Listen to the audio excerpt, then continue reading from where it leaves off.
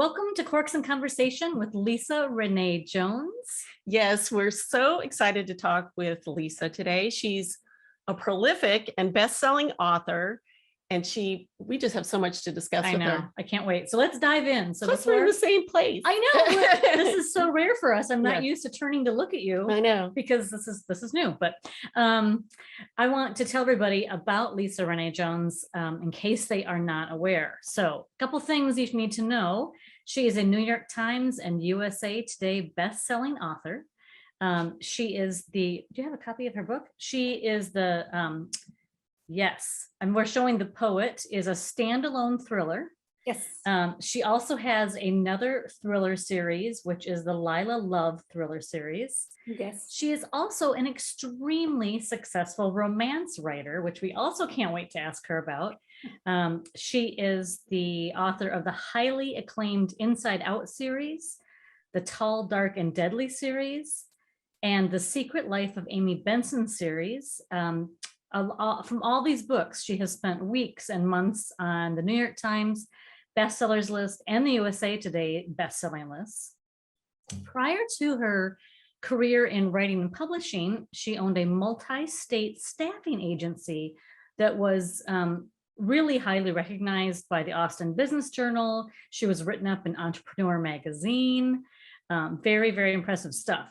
She lives in Colorado with her husband, a cat that talks too much. We were actually discussing this before we got started today, and a golden retriever who is afraid of trash bags. So and her own bark. And her own bark. She does not bark. She's completely yes, she barked once when she was she barked when she was a puppy, but around when her bark got big, she barked, scared herself, hid behind me, and we cannot convince her to bark again.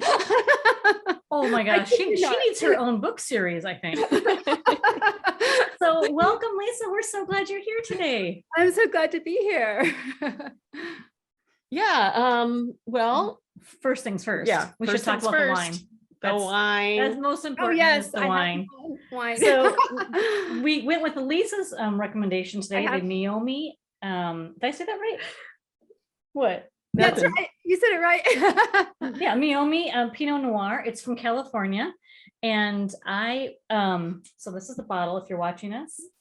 Oh, is this supposed I have to be mine too. I just realized it. Whatever. I know. We're having fun. For all you listeners out there, we are having fun. We're together and it's throwing us off and it's all good. So Meiomi, yes. And Meiomi. so it tastes good, I guess. Let's try it. So yeah. So think cheers to you, Lisa. This is so fun. Cheers. Yes, I actually didn't think I liked Pinot, but this one's really smooth. And so I found this and COVID at P.F. Chang's, I think. I prefer this. Yes. Me too. But in our mini encounters at the bar at P.F. Chang's, we found this, and like I said, I think COVID. Aww. It's very, very good. Well, I'm glad you still like the wine. I still like the wine. Even though it has that connotation. Yeah. Yeah. One is necessary to get through the other, I imagine. That is actually true. Yeah. So the tasting notes are really interesting. It's a bright strawberry jammy fruit, mocha, vanilla, and toasty oak. It is a tasty mix. It is a nice. I kind of taste the strawberry. I actually never read the summary of it, but I kind of taste the strawberry. It's fair. We have to keep tasting it to see if we can now that you see the flavors, I'm like, wait, is that what by the end we're gonna be like, pace ourselves. Actually, you don't want me to keep sipping because I know alcohol poorly.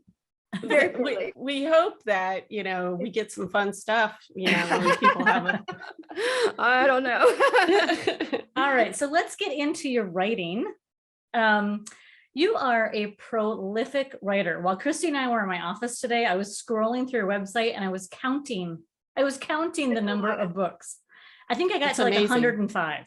Yeah, when people ask me how many books, I say I don't know because honestly, wow, is it that many? It was. Yeah. It was crazy. And so if you go to Lisa's website, there's the thriller tab and then there's the romance tab. And so I toggled between the two of them and I got to 105, but I'm not the best at counting. And that's all within That's all within 15 years or so, right? Yeah, but I think you mentioned I owned a staffing agency. Well, that business was just a tough business. I mean, it was 80-hour weeks. Easter weekend, we had the Dell computer account. We need 300 temporaries Monday morning. So it's like, oh, so much for Easter, So I was so used to working so hard and having so much stress with that. And that business was 7 days a week. So I think for me, writing and working, like when I don't have something to do, I get really antsy and I feel weird. Like when I finish a book, I feel weird. Like, what? Wait. I think all authors feel that a little bit because you're letting go of the characters in the world you've lived in so intensely too. But I think especially because I have a hard time relaxing. I think I fell in love with my husband partially because he's a smell the roses kind of guy. And he makes me stop and, Oh, that's good. He's nearby, so he's looking over here like, yeah. I remember the day I really felt like I love this guy. We were out of town and he saw a chocolate store and he like grabbed my hand and he's like, chocolate, we have to go see the chocolate. And I'm like, I don't remember the last time I just got so much joy out of chocolate, though I'm not sure why. I mean, chocolate's pretty good. That's great. That is fun. Fantastic. Yeah. That's a nice story. That's a very good yin and yang. I mean, that's awesome. So I am so curious. Most of our listeners are crime fiction, thriller, mystery readers. I'm so curious about the transition from writing romance into or adding into the thriller mystery genre into your repertoire. Well, all my stuff pretty much has a thriller aspect, like Inside Out, which is a series that really made my career, and it has been in development in Hollywood forever. I kid you not. It's like champagne and this roller coaster of champagne and tears. I mean, we've literally been to, we're going to cast. We've been at Stars. We've been at Paramount. We've been all over the place. But oh, wow. And the reason for that is the thriller component to that series. I mean, a woman finds a journal. Well, her neighbor finds a journal in a storage unit. At the time we were doing storage auctions. Oh. And, yeah, we actually were some of the first ones to do it before the show ruined it. And I got to meet by phone many times the guys from Storage Wars, and I was like, y'all ruined that business, and they're like, we know, but because Inside Out is somebody or the trying to make extra money. Her friend and neighbor finds a journal, and she kind of hands it off to her, and then leaves to go off with this guy, and so she gets obsessed. The main character gets obsessed with the journal and she's reading it. It's very sexy, don't get me wrong, which to me though, in this particular series isn't about sex, it's about danger, because she's reading it and she's involved with these people. And then she gets to this part where it's, okay, that's very ominous. Something's wrong. And she decides to check on her and she finds out she's actually missing. And she's a school teacher who takes her job at an art gallery, and she gets involved with these men, but you don't know, is she dead? And is one of those men is a part of it. So the series is very much a thriller. Wow. And to me, in that series, the sexual component is, when are you the most vulnerable? When you are maybe doing something that's not normal to you, and maybe you're about to die because of it.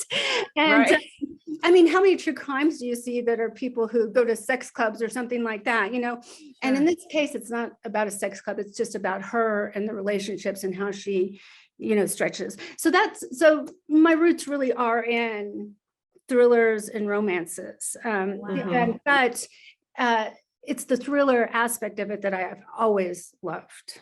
Well, great. We're going to have to read those too. I know. Now I'm like, that's required reading. I don't know if we have enough time to read 104 books. No, that's a lot of books, right? I know. But you never know. We might just get hooked. And anybody out there, you got your books for the year if you just get her. I'm sure that happens actually to a lot of your readers. Right. So should we talk about the characters in your what? In the Poet, sorry, I keep looking at the book, it's over there. In the Poet, you've got a detective, Samantha Jazz. Yes. And in the Lila Love series, you have a tough FBI profiler. So you have these really gritty cops. And I was curious about the inspiration behind those.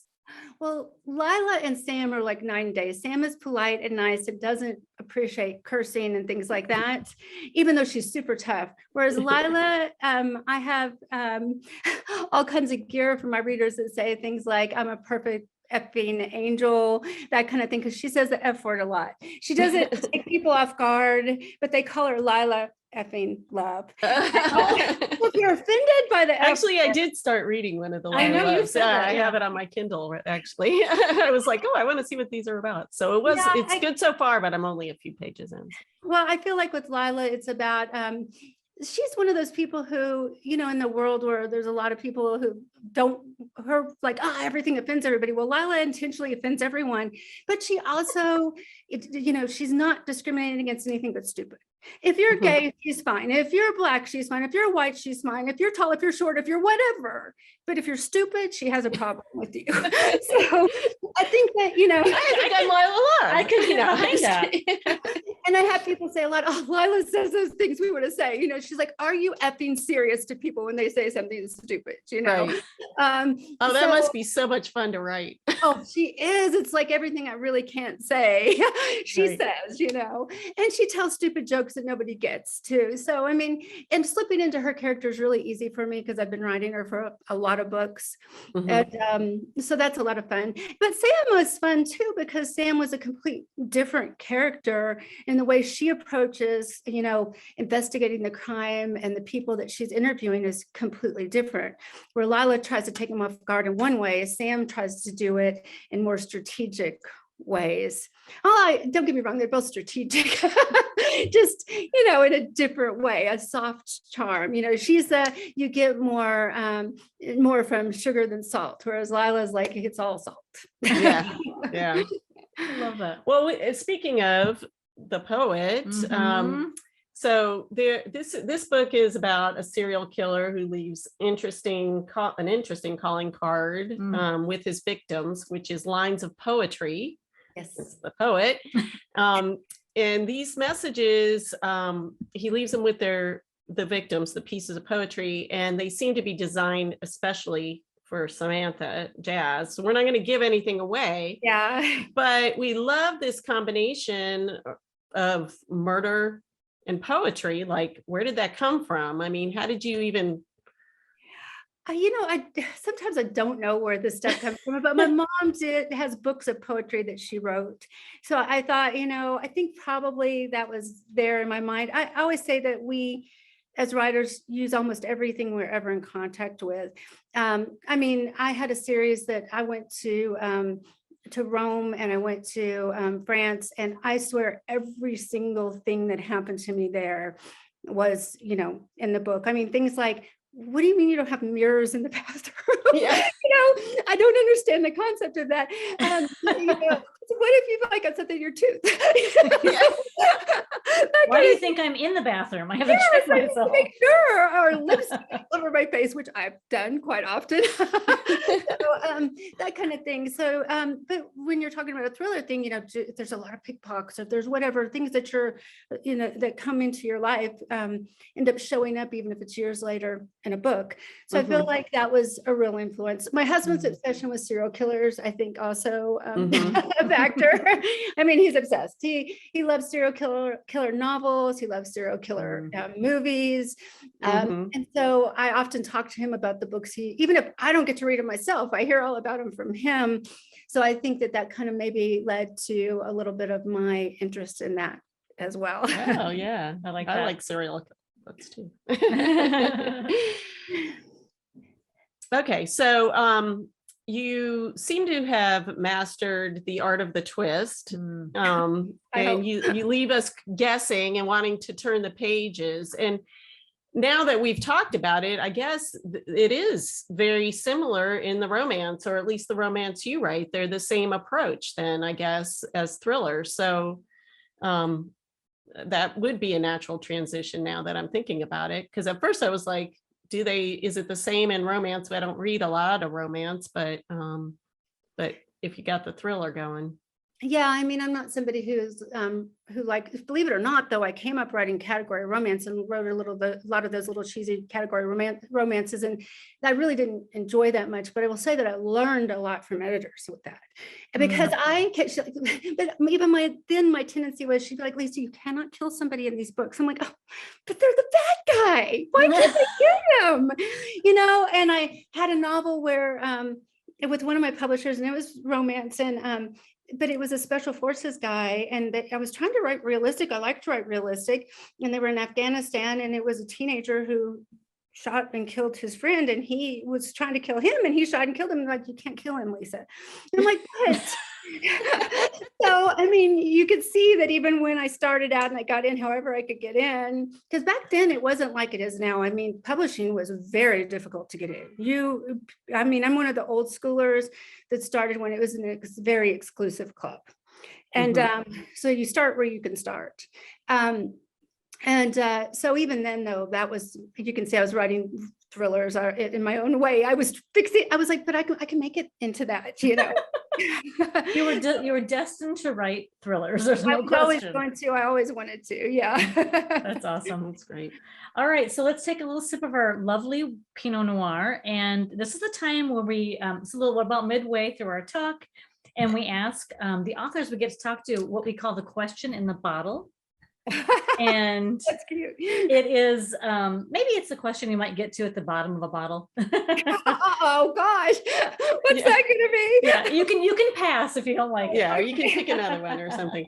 Okay, so this is a good one. Who was the first band or musician you were really into, and do you still like them? Oh my God, that's either.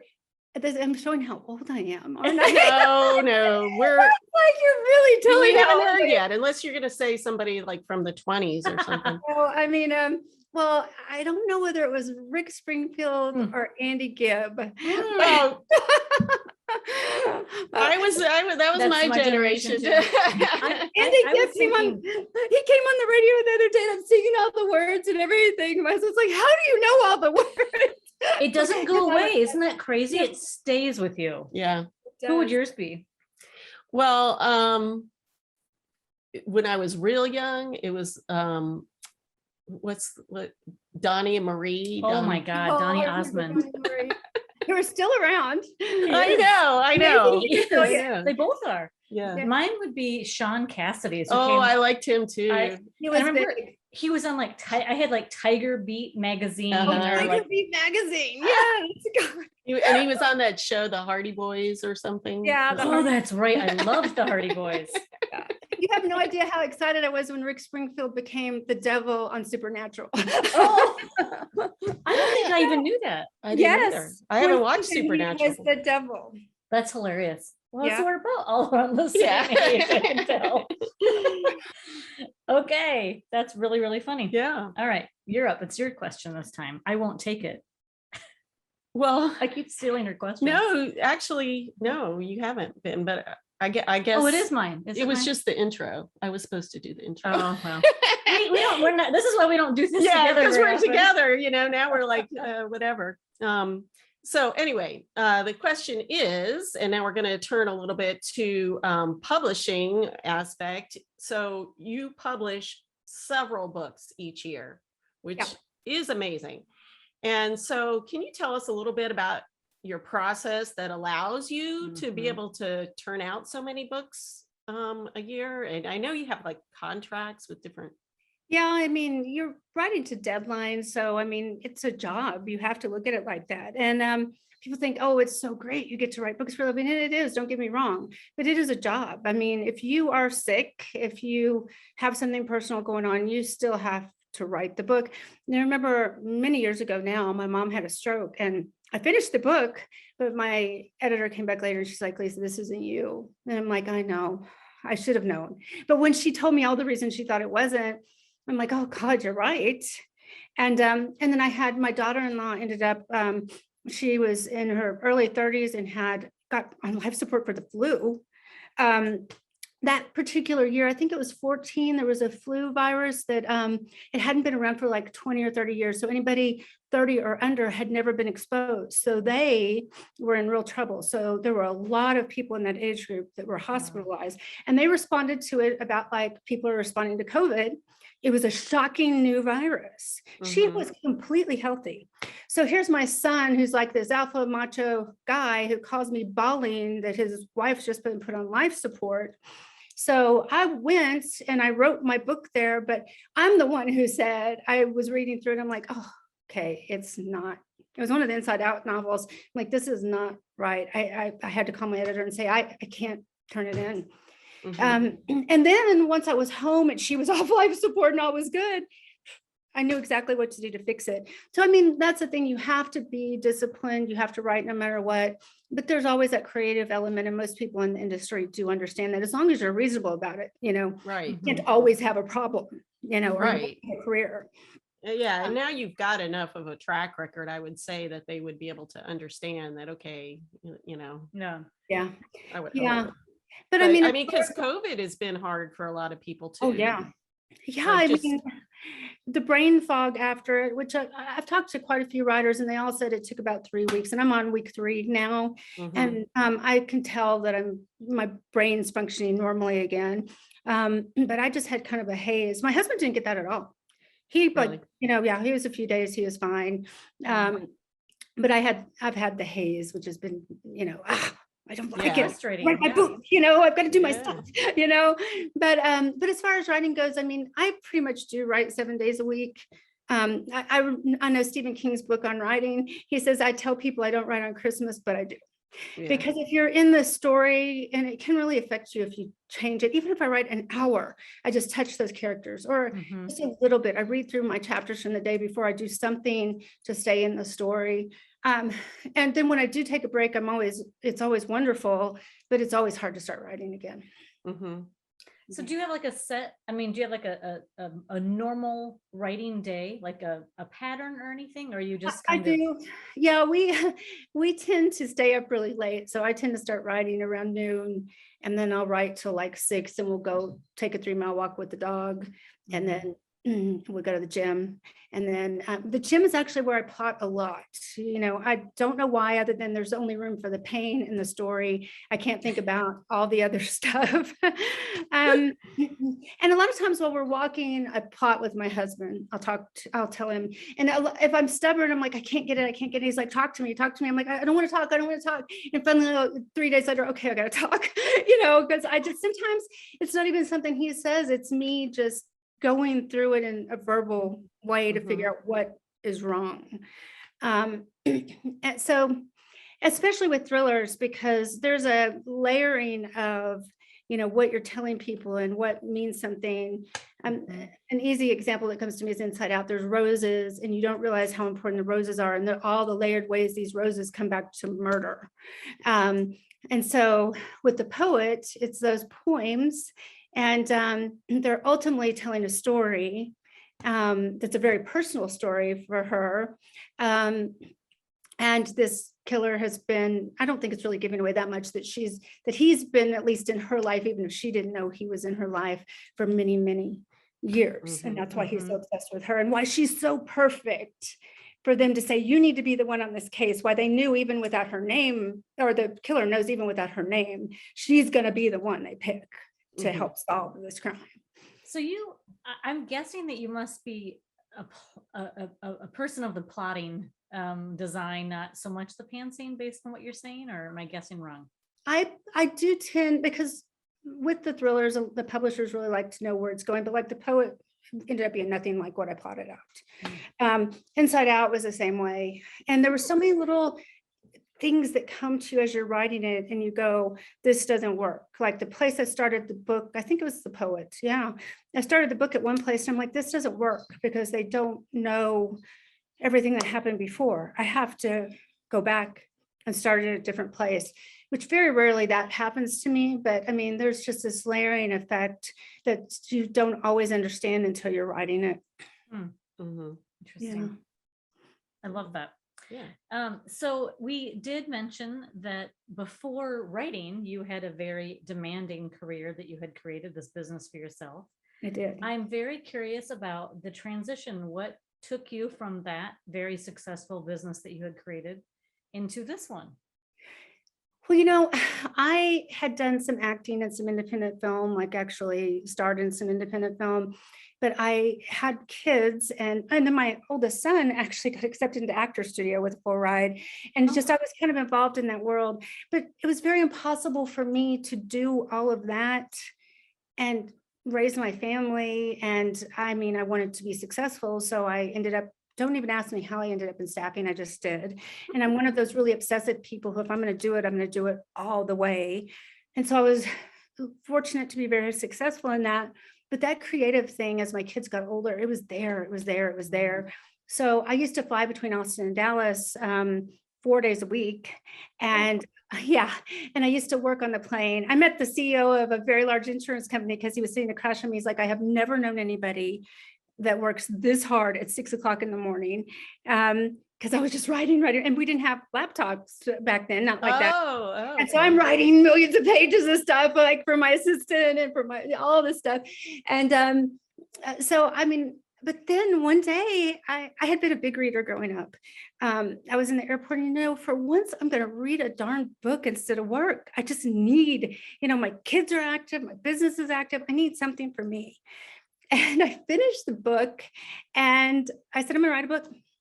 And, people say that, but I really did. Like 3 months later, I'd written a book and I Googled and I found these conventions and I went to a convention and I was in this room and they were like, and there's hundreds of people there. And they're like, so it's really important to finish the book. How many of you finished a book? I couldn't believe I was like 25% of the people in the room who had finished a book. I mean, and I later figured out there's so many people who want to write a book, but what they don't ever do is finish the book. And and very few first books are even good. Right. And I've actually had a lot of books published that I got the rights back to never let them see light again because I hate them so much. And I've talked to other authors that feel the same way. We just hate our early work, even though obviously it was publishable. Yeah. When Gallery bought me for Inside Out, the editor had edited one of my romances that I hated. And she's like, oh, I loved that book. I'm like, oh my God, I hate that book. I'm so glad you loved it because ultimately we ended up together, hate that book. Yeah, that's funny. Well, because you learn so much through writing and get better and better in 100 books. I mean, you hope that that's the case in all things in life. You're always going to be more experienced, more knowledgeable. I mean, if you're podcasting, you know how to podcast 100 times better than when you did when you started it. I mean, everything should get better. And you probably, if you look back at your stuff, like your more recent stuff than you did then, because it's human nature, I think, too. Right. So what advice would you give to other writers who want to make the transition that you did? Write the book. I mean, and then also remember that one book does not make a career. You don't have to write 100 books to be successful, but one book is not a career. I see these authors who get obsessed over this one book. This is the book of my life, but no one book is a book of your life. Does Dan Brown have one book? No. I mean, it's never one book. And they want authors who can produce and continue to make money.